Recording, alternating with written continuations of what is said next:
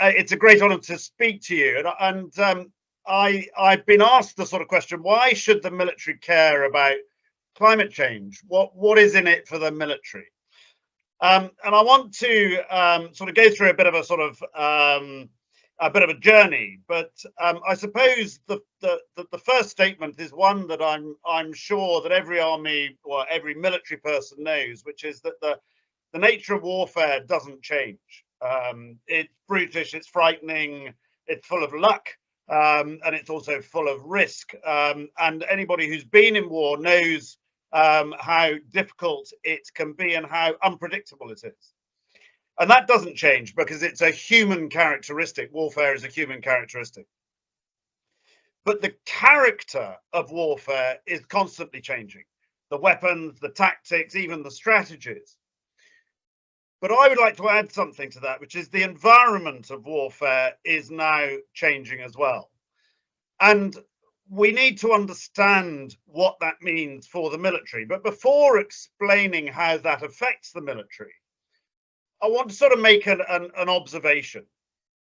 If you agree that climate change is real and is affecting the lives of many around the world, and we've seen floods and droughts, we've seen storms, we've seen sea level rise to a small extent already. We've seen reduced water levels in the Rhine. We've seen closed ski areas in the Alps, heat domes in South America, in India, and in Canada, which has led to certain food shortages. Then you'll probably agree that the scarcity of resources, coupled with rising populations, may, in fact, I would argue, will lead to tension and possibly conflict. And actually what you see is across the Sahel, for example, whereas over the last 30, 40 years, some, let's say, 2 or 3 countries was in conflict. Now every single country in a band south of the Sahara is in conflict. And a very good example of this, actually, because it's not state-on-state conflict, it's conflict within countries, is the coup in Niger in earlier this year. It was described by some African academics as the first climate change coup. And over the last 20 years, they've had 9 droughts, they've had 5 floods, and they've had shortages of food every 4 years. And what that's led to is conflicts over land, conflicts over the resources that are on the land in the country. And what that led to is increased extremism and ultimately led to the coup, according to these African academics. And one thing we do know for sure, and I think you can see this in Ukraine and you can see this in Gaza and the Israelis, is if you're concentrating on winning a war, then you're absolutely not thinking about tackling climate change.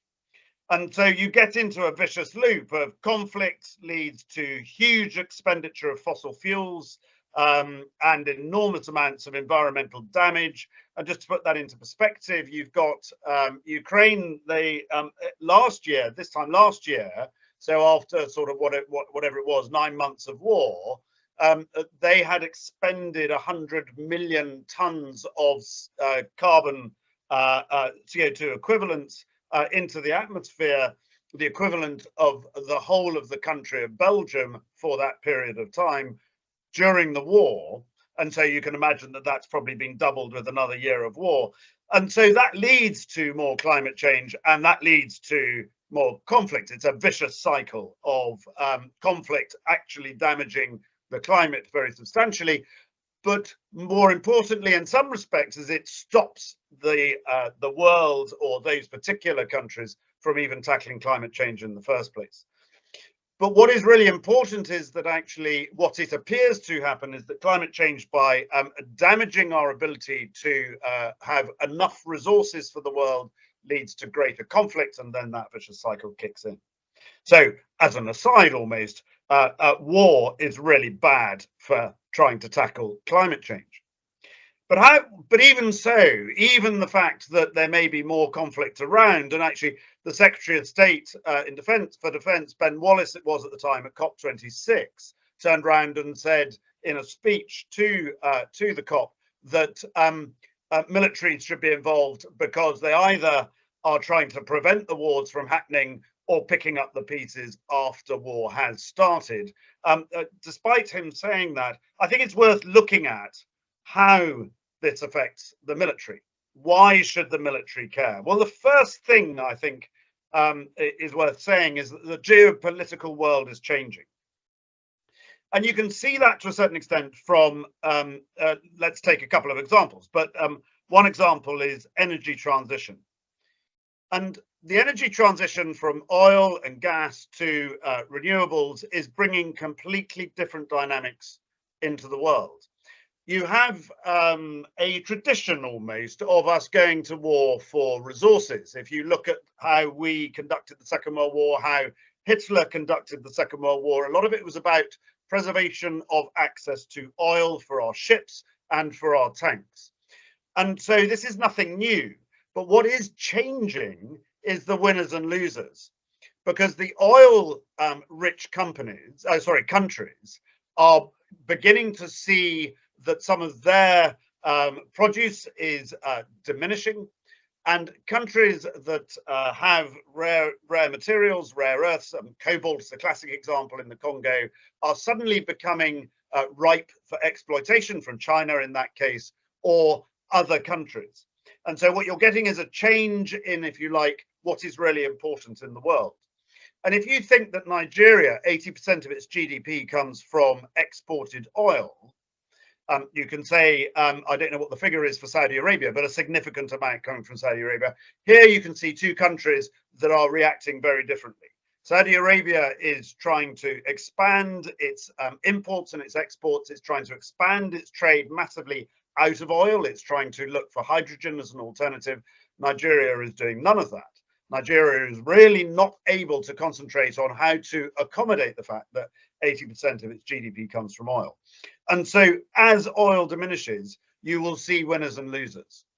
What you'll also see is some countries taking, if you like, taking preemptive action. And it would, of course, be utterly wrong to turn around and say Russia invaded the Ukraine because of climate change.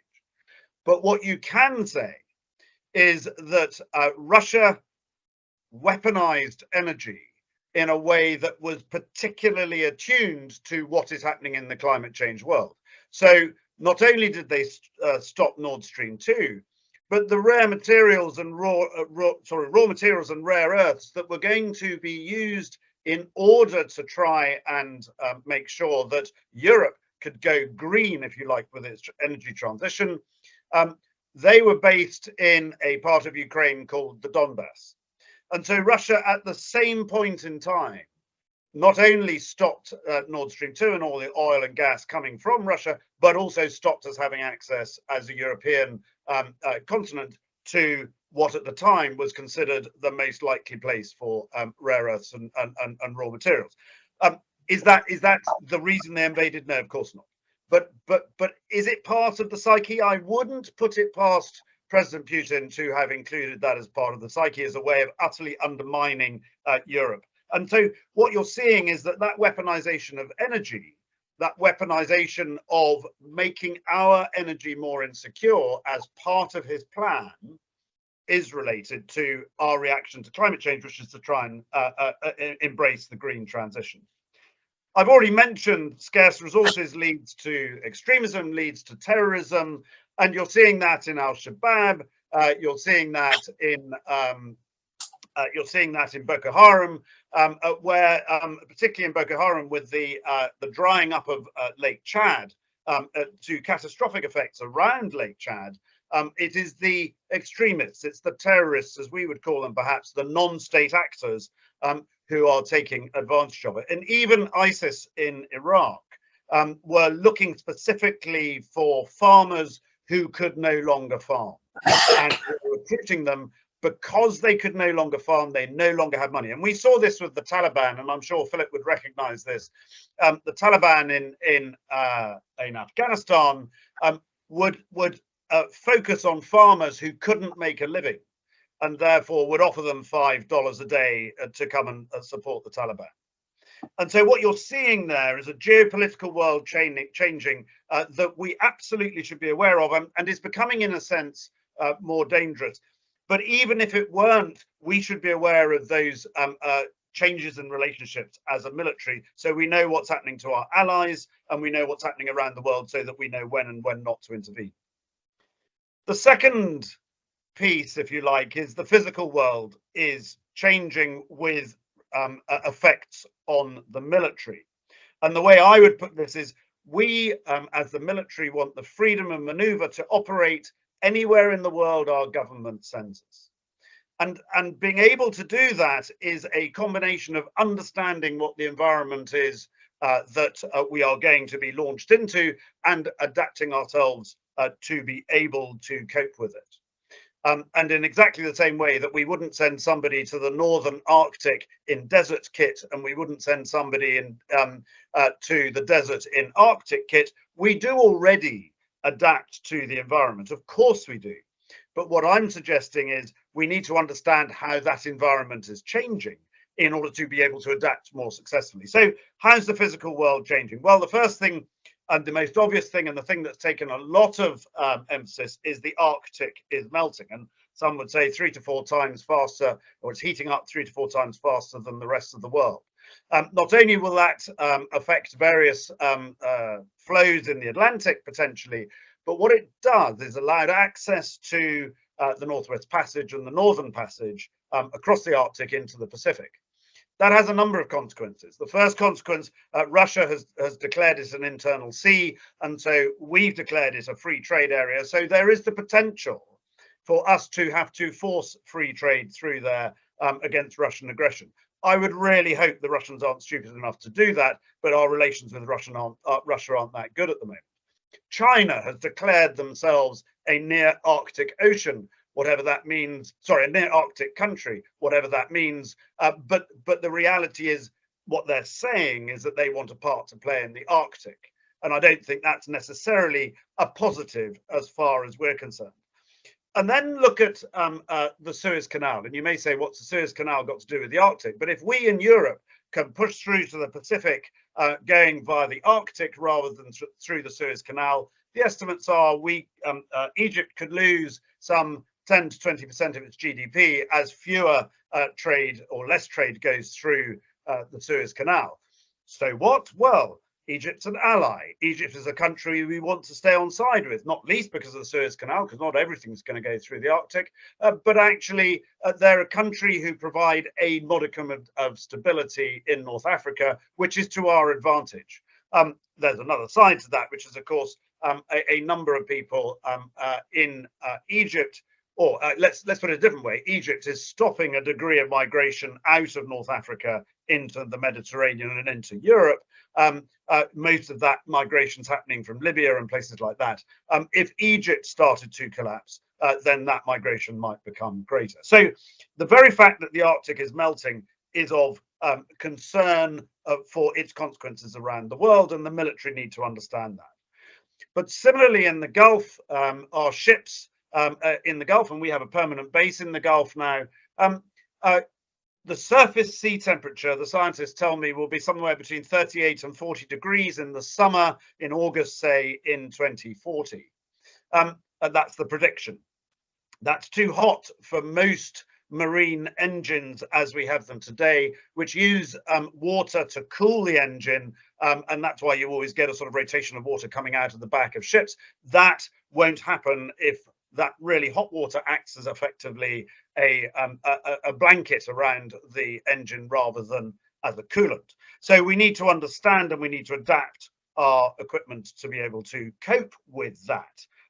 It's not a question of we won't be able to operate there. It's a question of we need to understand it and therefore adapt to it. Sea level rise is something that has not yet really hit us. It is rising. We may have crossed the tipping point. I don't think that's confirmed. But it doesn't take a lot before the largest naval base in the world at Norfolk, Virginia, will be underwater, less than a meter of sea level rise. That's not going to happen anytime soon, but they are very worried about it indeed, as they see inundation of naval bases. And whilst our bases are not quite the same in this country, we have overseas territories who are affected. And then one of the areas that the military were really interested in is operating in the littoral. Well, if sea level rise makes that littoral more difficult, both from a legal perspective, if a country loses a mile, 2 miles, 3 miles of its land, where is its legal boundary now? To the pure mechanics of a littoral, which is of flooded land and potentially flooded cities, becomes a lot more difficult. And I'm not saying that that's going to happen anytime soon, but we need to be alive to it. We need to understand it. And then we look at storms and so on, and hurricanes and so on. And what we're seeing is a significant increase in the amount of humanitarian assistance and disaster relief that is required around the world, but also the number of what we call in this country military assistance to civil authorities in our own country. If you take the US National Guard, just as a couple of statistics, in 2014, they put 14,000 days across the whole of the country into humanitarian assistance. In 2021, that was 176,000, over 10 times more that they were dealing with humanitarian assistance. And then there's just dryness and hotness. Operating in those environments for our soldiers is just going to be more difficult. We need to understand that. We need to prepare them better. We need to acclimatize them better. It's not to say that it can't happen. It's not to say that we won't be able to fight. But what we're saying is we must prepare better. And there's another side to it, which actually most people have not really considered, which is the volatility and unpredictability of what is happening to our weather just makes fighting more difficult. And I think we need to understand that. We need better weather models. We need to understand how that is going to affect our ability to fight. Famously, Agincourt was won because of the mud. Ditto, to a certain extent, Waterloo. So what you're seeing is this is not new, but it's much more volatile than perhaps it was before. The third thing that's changing is human attitudes, and they're changing around us whether we like it or not. So you've got political rules and regulations coming in that affect the military just as much as they affect anybody else. And so we need to be alive to that. And we were set a task, for example, that all our non-operational vehicles had to be electric by 2027. That was set on the military. That's over 7,000 vehicles as far as the Ministry of Defence is concerned. And we didn't have an answer to that. That's a lot of vehicles we need to change in a few years. And more importantly, it's a lot of charging points we need to put in, which is going to cost the Ministry of Defence. But that was a political decision. Legal litigation. We've already seen some litigation in this space. The military need to be alive to the potential for litigation. And when you look at the third runway, Heathrow event lost initially, not because everybody knew that it was going to create more emissions, but because they hadn't even considered it in their plans. We need to consider whether the new ship, the new aircraft is going to create more emissions. And if so, we need to have an answer as to why that is acceptable. There's social expectation, our ability to recruit to a degree, our ability to retain to a degree, the perception in the country that we need to deal with waste, with circular economy and all the rest of that. We all dutifully put into recycle bins and so on. The military is no different to that. And more importantly, our young people who are joining are interested in that, not necessarily our warship drivers, our tank drivers, and our fast jet pilots, but the pointy end of defence is only 30%. 70% is people behind that who could go and get a job as an engineer somewhere else, who could go and get a job as a logistician somewhere else. So it's a choice for them. They can do it in the military or not. And if the military pays no attention to this, it might just tip them, and a number have been tipped into, well, I'll go and get a job in the civilian world where I can pay attention to this. And then perhaps most importantly, the technology is changing. And the technology is changing, so the relationship's changing. with industry, and industry are telling us that they need to take this into account, and whether we put it into our requirements or not, they need to take it into account for their civilian customers. And so actually what we're seeing is that the military, to an extent, are being dragged into having to change, to be more specific about emissions, to be more specific about climate change, about all our equipment is meant to last on average 40 years. So what is our equipment going to look like in 2060? What is the world going to look like in 2060? What is the energy source for our equipment in 2060? Is it automatically oil, or will we be one of the very few people still using oil in 2060, and therefore it'll be exquisitely expensive? And the fear, if you like, is that we have stranded assets, that we have to get rid of equipment because we haven't adapted them, which is a criminal waste of public money, rather than thinking now about how to take our equipment forward into the potential for a climate changed world, and to a world that has reacted to climate change by reducing our preponderance on oil and gas. So if that's the sort of the scene set of what are we doing about it, and I'll cover this very briefly to stay within time. I set in my report 3 bold ambitions. And the first ambition was to be a global leader in understanding what affects our national security, and what affects, if you like, what we are likely to want to fight for, and fight and with whom we are going to fight. And if we understand it, if we understand the cause of war, if we understand the cause of conflict, then we can do something about it. And it goes back to Ben Wallace saying, we pick up the pieces if there is conflict. That's what militaries do. And so understanding where the world is going in terms of conflict, whether it's a coup in Niger, whether it's a country in the Sahel that may well be we support, such as or a country like Kenya, who are suffering from al-Shabaab, all of those things we need to understand. And we need to understand so that we can support in the appropriate way. But also we can help. We can use the soft power of defense, our planning capability, our building resilience capability, our ability to actually persuade, not with weapons, but with logic and with planning processes and so on, and our strategies. We can help other countries and other militaries to try and develop more resilience and to adapt and if possibly to mitigate. So that's the first thing, understand what's happening in the world. And I would argue that there are 5 areas that our national security are affected, and I'm not going to go through them in any detail, but it's our energy security. That's well looked after now. We all understand that because of Putin. Food security, I think it's quite interesting that when we ran out of tomatoes in January in our supermarkets, it wasn't because we didn't have the money to buy our tomatoes from the continent. It's because Spain decided to stop selling to us, because they could stop selling to us because they had a shortage of tomatoes and had to sell to the EU, and therefore decided not to sell to us. So it didn't matter how much money we had, didn't matter how wealthy we were as a country. If people won't sell to us because they don't have enough food themselves, then actually that is an issue for our food security, given that 52% of our food is imported. And so there's food security, there's water security, and there's all sorts of issues over water around the world, and lack of it or too much of it in a certain time. Our much more intense rainfall. How do we overcome the issues that brings in terms of flooding for our citizens? And that's something that the water companies are actually looking at. Personal security, how people remain secure both economically and personally in their homes. But the final one, perhaps, would be what I call border security. And if you look at the sort of the dire predictions from the United Nations, there's going to be 1 billion climate change refugees by 2050, of which the United Nations say 10% might move out of their region. Even 10% is 100 million people moving out of predominantly Africa. Even if half of them go to America, that still leaves half, 50 million coming to Europe.